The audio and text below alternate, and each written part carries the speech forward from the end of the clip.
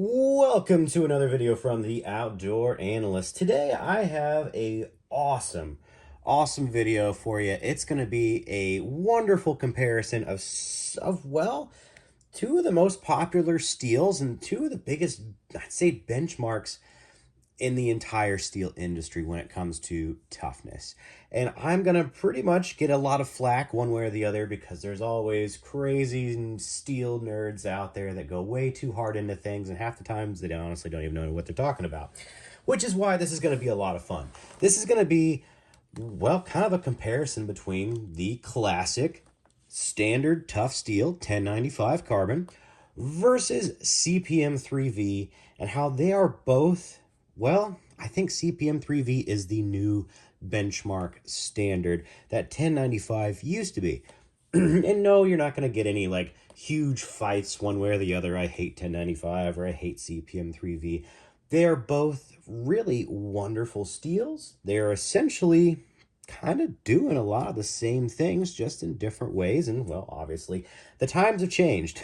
Now, CPM 3V has a fun history.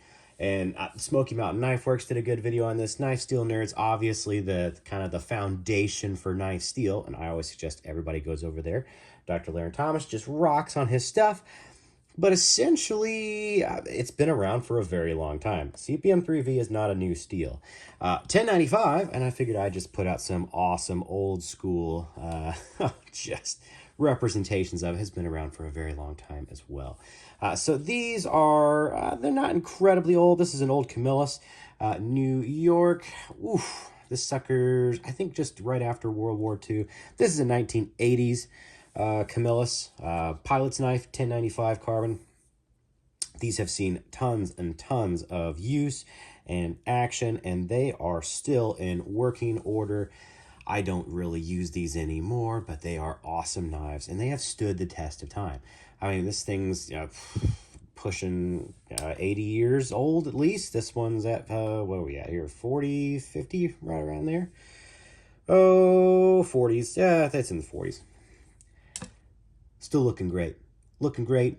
Doing awesome. These knives are fantastic. 1095 is a wonderful steel, and most people know it to be a very tough steel, and that's what it's really been known for, is just holding up. Now, granted, this is one of those designs where it actually is pretty easy to snap because it's a rat tang going through here. Probably the most knives of all time that have been snapped in the military are probably K-bars or old Camilluses, because they rat tang here and you put too much pressure and they just snap like chickens. Even the new ones do, no offense, sorry, love K-bar, but yeah, they do it all the time. This pilot's knife, though, I have had multiple pilot's knives. These things may be some of the toughest just SOBs out there. And I'm saying this on an old school knife steel. So when you can just ridiculously do crazy things with a steel, how much tougher do you actually need them to be?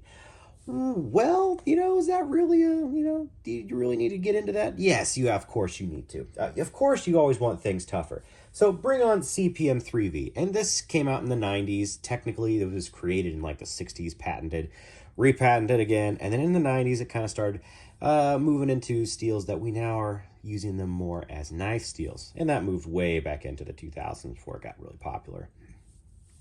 But essentially what we have now is a powder metallurgy steel. A little different way to put this stuff together. And what it does is it gives you a much tougher knife when you put it in this composition. No, I'm not going to jump into the compositions. Nobody gives a crap. I'm a practical user, to be honest with you. So I just want to go over the practical differences between CPM 3V and 1095. And yes, someone's going to start breaking down heat treatments and all the different Rockwells. Yeah, you can make things a little harder, a little softer, more edge retention versus toughness. But let's just say, for the love of God, these are all heat treated right in the middle, very, very well, and they're doing good. What are you really looking at on the differences between these? In all honesty and in all practical purpose, and you can jump on Knife Steel Nerds, you have about 4 times the foot-pound of toughness with CPM 3V, relative your heat treating and all that bullcrap, over 1095. That is pretty drastic and pretty insane, which means you can do a lot more crazy things tough-wise before this will start rolling, before it will start chipping. That's pretty awesome. Edge retention, obviously, we all know that your blade grind and how thin it is will make the most difference. But really, when it comes down to it, you apples to apples it out, you'll get almost 3 times the edge retention with CPM 3V. Maybe call that double, depending on how perfect you get those things together. What you're looking at is almost a drastically better steel in every way, shape, and form. Except, yeah, it is a lot more difficult to deal with, which means if you're creating these knives, you're going to run through, it's much more harder to sharpen, to hone, to work with. You're going to go through belts like crazy. And it is a lot more complicated to sharpen just on the back end as a user as well. So it's much more expensive to deal with the steel itself because of those awesome properties. But what it really gives you on a user perspective, and I love to think of it like this, is yeah, okay, I just said it can be up to 4 times tougher, double to triple the edge retention. What that really means for me is that you can use the steel now in a little different way and bring toughness in cooler ways like Scandi knives, where you have incredibly thin edges. This is a Lon Humphrey Kephart and CPM 3V. This is an SE-RB 3 and 1095 carbon. Now, both Scandi, both have an incredibly thin edge. I love both of these knives a lot. Because this one is much tougher, and let's say the heat treats are fairly similar on here, blah, blah, blah, blah, blah, this rolls and chips a whole lot less in this insanely thin edge than 1095 does. I am able to do more work with this. I'm able to do harder, ridiculous carving tasks, where this one I have rolled and I've chipped it, and you better believe I've rolled and chipped 3V as well in a Scandi because you're still in incredibly thin edges, but it does hold up much better than 1095 does. So that's where I really like to see the difference of these steels, is that you can do so much more with a thinner edge on a 3V than you can like 1095. I really do enjoy that. I think that is super cool. Yes, you also get a little better, let's just face it, you get some corrosion resistance that's a little better in 1095, by quite a bit. 1095 rusts fairly quickly. 3V has a little more corrosion resistance. Now, I will notice from just use that 1095 will just straight up rust on you. You can see these are crazy old. There's rust on there. 3V kind of skips that rusting and just goes right to pitting, where it will just legitimately start eating out the steel. I'd actually almost call that a negative. Granted, it takes a whole lot longer for that to occur versus just seeing rust, but I've just noticed that it pits a little more than it rusts. So those are just some fun comparisons. I do like that you can get more interesting grinds, more wild, thin grinds with 3V, and then do wilder things with them than they hold up. That's certainly true. When it also comes to like chopping, I've actually had 3V chop incredibly well. The toughness is amazing. I've chopped through multiple trees with big 3V knives. I've done it with 1095, but I'll usually get a roll in there at some point. Versus 3V, I can just consistently do harder, wilder things. Does it take a lot longer to hone up? Absolutely. But it does do an effective job. It allows you to do more with the steel. It's just cool. What does that really mean to me? Do I stop using 1095 knives? No, you can see I have a fairly newish Essie. I love this knife. When it comes down to even more fun comparisons, one of my favorites is comparing a Bravo to a Bravo. One is a Bark River, one is a Lon Humphrey. This is in CPM 3V for the Bark River, and this is in 1095 for the custom that was done by Lon Humphrey, the collaboration. I love both of these knives almost equally. They are incredible. Granted, this is a much thinner edge on the 3V version, and it can be a little more slicey. It is, and it handles it a little bit better because of the toughness. It does. It holds the edge retention easily twice as much. A little bit of that is because of the geometry of that convex versus this is a V edge.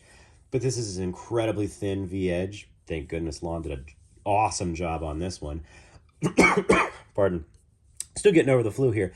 But this knife holds up incredibly well as well. I haven't had any issues with, chipping or rolling on this thing. But when I go out and, cut a whole bunch of cardboard for the week, I can tell that, yeah, I've got to restrap this one up when I'm done after doing, 15, 20 minutes of cardboard. On the 3V, I usually don't even know a difference. Should I usually go and give it a strap or two just to make sure? Absolutely. But as far as edge retention goes, it is much higher when it comes to that. And that's something that you do notice.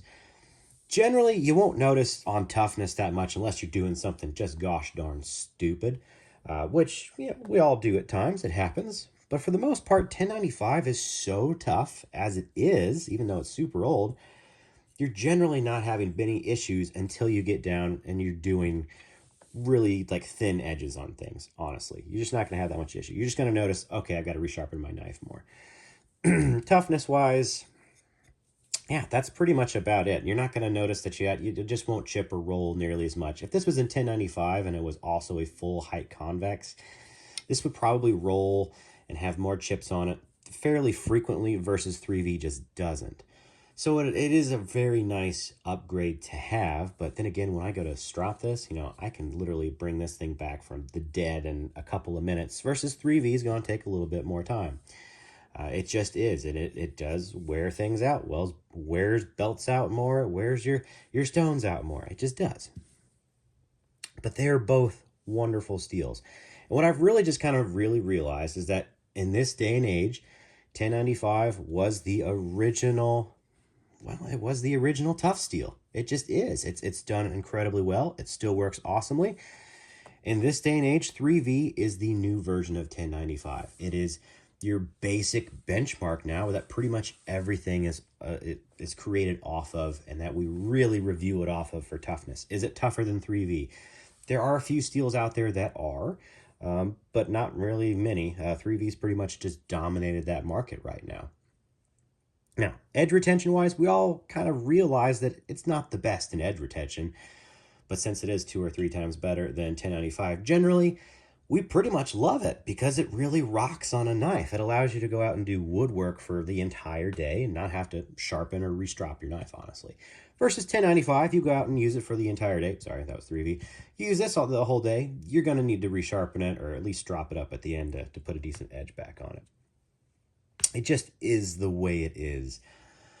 I love both of these steels, though. They're great. They still have their purpose. I love my 1095 knives. I wouldn't get rid of these for anything. These are so awesome, so useful, and so easy to hone back up. I also love that I can do crazy things with these. You can take these to insanely thin edges and get wild good performance while still being just as tough because of how thin it is versus a thicker edge over here. And that's kind of cool. That allows you to do wilder, dumber things with slicier knives where you used to have kind of a thick beveled knife to get that same sort of toughness performance. So that's the really cool part about using, well, powder metallurgy, honestly, and CPM 3V in general. You can just have a lot more fun with it and do some dumber things. So I love these steels. I do think, in all honesty, that 1095, what we used to think of as that's the standard for toughness, has now moved to CPM 3V as the standard for toughness. That's just what things seem to be. I think that's awesome. It's wonderful. Doesn't mean these steels are extinct or they should go away. Not at all. I mean, honestly, make cooler knives that are less expensive out of it. It's a less expensive steel to manufacture and make right now. And it's less expensive to deal with and to just straight up manufacture on the back end of it too, to turn steel into knives. 3V still costs more because it is, well, it's more abrasive. It's tougher. It really is, which is awesome. But, that is the way it is. So there's room for both. I love them both. I think they're incredible. But the truth is that you can really do more work with a 3V knife, with all of your heat treats and Rockwells, as long as they're done correctly for what they're supposed to be done. It's very, very cool. I love how thin you can get edges to go and how tough they can be. That is so much fun these days to deal with that.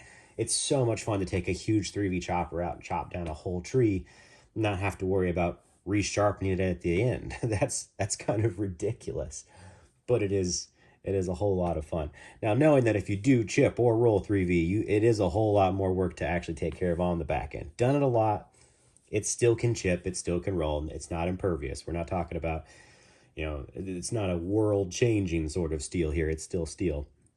You have to have a good mind about you not to do stupid stuff. You still hit a rock, you're going to most likely chip or roll it. It is what it is. But it holds up incredibly well. Now, does that mean that it's inferior? No. I love both of these knives just the same. Both Bravos, 1095, 3V, both incredible work knives. But, you got to admit, this will hold an edge Yeah, easily twice as long, probably about 3 times as long, just because of the actual the grind on this one, just being honest. And then because, well, it's that much tougher. It is going to be extremely tougher. Given that these are roughly the same shape and size, I can pry this through easily, probably double the issues of this. I can chop probably double the issues of this without even thinking about it. It just is what it is, and it's a beautiful thing.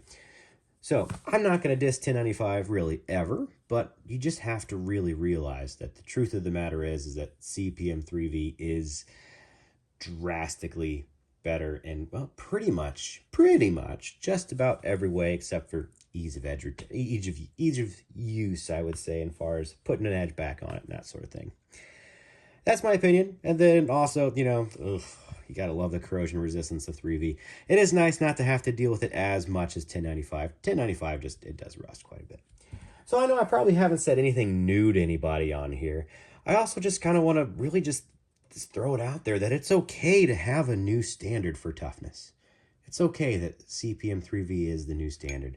There's nothing wrong with that whatsoever. Matter of fact, that's a beautiful thing that you can kind of compare these side by side and know that, yeah, there's a tougher steel out there than 1095. Yeah, it's kind of better in just about every single way, but there's still room to have both, especially because there is a price difference these days, and that's just fine. And don't forget about your classics. These things are still freaking beast. They work incredibly well, and you know what? Sometimes the old things are still a good thing. Oh my gosh, I love these suckers. Absolutely love them. Freaking classics. Freaking still beastly knives, which means don't get rid of old stuff. 1095 is not just completely obsolete by any means. It still works incredibly well. It really does. But yeah, there are some better things out there, and that's okay too. All right. Hope this was just a fun little video. Like, subscribe. I know we didn't get into the metallurgy of it. Yeah, who needs to go deeper than Knife Steel Nerds already has, honestly? They rock. There's no point in jumping into it. But I just like hitting that practical perspective of what you can do with these steels now and how they really do help, and how honestly I see this as the standard tough steel now. I compare everything toughness-wise to 3V because that's where it is in my mind. Whether it's tougher or a little less tough, at least I know. I know what this does. I know what it holds up to very, very well these days. So, thanks for hanging out. Like, subscribe, put some comments down below. Maybe keep the hate to a minimum, and I'll catch you on the next one.